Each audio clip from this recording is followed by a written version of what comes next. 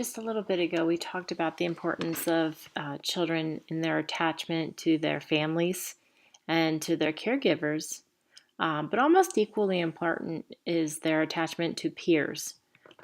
Students and young children need to know that they can look to their peers for support and for relationships.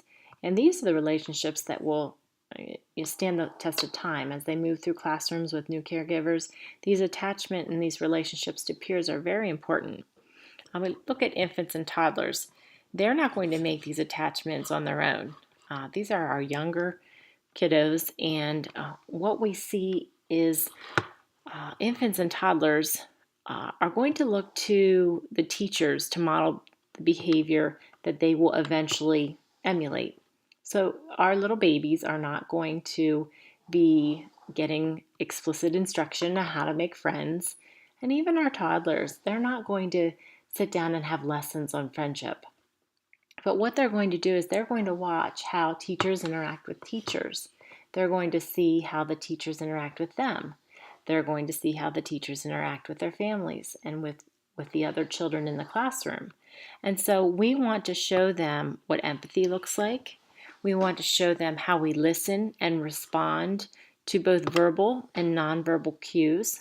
Especially our babies, they're learning how to read our cues and respond accordingly with a lot of nonverbal communication. Our toddlers aren't often able to communicate verbally, and we have to read their cues. And it's important for them to see how we interact with them. And the listening part is really important. Many times we get caught up in multitasking as teachers and as parents. When we are in these relationships with parents, with other teachers, with children, we need to show them what good listening looks like in a relationship. Looking at the person, not doing 10 different jobs or on our media devices. These relationships, they're getting their cues from us of how to interact with people. So we want to look at the person, we want to talk to them, we want to react to them. And also, when you're working with your infants and toddlers, talking about the child's feelings, helping children show comfort to one another. If somebody falls down on the playground, or if someone is sad, a baby is crying, we're talking about, oh, they're crying because they're hungry. Let's help them have their bottle. Or for our little toddlers, Jimmy fell down and hurt his knee. He feels sad. Let's give him a hug and clean up his knee so he feels better. Just that communication and that language development and showing empathy. Children learn from that, being immersed in an environment of caring and compassion, how to act as they start to develop their own relationships with their peers. Now, when we move over to preschoolers and school-age children, a lot of the children in this age understand how these relationships work, but they're not always able to do it on their own. So we need to see teachers promoting positive interactions among peers.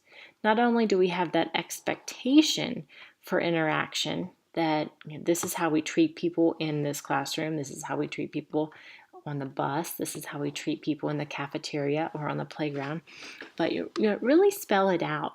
And a lot of that can be done together collaboratively with the students. Also, giving them opportunities to work cooperatively with one another helps promote positive interactions for specific purposes. So when you take that specific purpose away, they still have the skills to organize and work together as a team. It's important to encourage children to voice social concerns. When they see a problem, when they see an injustice, when they're feeling left out of something, it's important for them to learn how to communicate with their peers. We all know that when something's bothering you, if you let it fester, it grows bigger and bigger and bigger inside you, and eventually something happens and you just explode. And it's usually not related to that last trigger. We need to encourage children to talk up early if they have these ill feelings and learn how to talk about conflict with their peers. And last, one of the ways that we can do that, once they are voicing their concerns and sharing their feelings, you need to sometimes explicitly teach, which is something we didn't do with our infants and toddlers, but we need to sometimes talk about what we're doing teach children how to share, how to work in a group, how to problem solve, and role play these situations, because it gives them an opportunity then to practice it when they're not in the heat of the moment or when they're not feeling frustrated. And that's how we get through these situations and allow them to become independent peers. Now, once we have that relationship and that understanding of social expectations, we see attachment form. So many of you have observed in classrooms, or you have been around young children, they become fiercely attached to their friends, and they want to sit together during mealtime. They want to play together during social time outside or learning experiences in the classroom. Their friends become very powerful and become a comfort to them. My youngest daughter went from a preschool program where she spent 3 years with the same group of children and then ventured off to an elementary school where only one or two were there and they weren't in the same classroom. And she felt, I remember her as a young 3-year-old, and she was very quiet in her preschool. And by the end of the year, she had made friends, and you could see her confidence and her positive sense of self growing. And then she went the following year with the same group of peers and was in a 4-year-old class. And from the start, had a lot more confidence than she had that first year. As they worked together and more attachments were formed with the learners and the children and the teachers, her confidence grew and her abilities grew. And she actually had a 3rd-year preschool as a pre-K student because she missed a birthday cutoff for public school. And that group had been together for 3 years, and they were such great friends. And they worked together well, and the classroom community just was phenomenal to watch. At the end of that year, they all broke apart though, and she went on to a public school, and she was very much lost because she didn't know her teachers.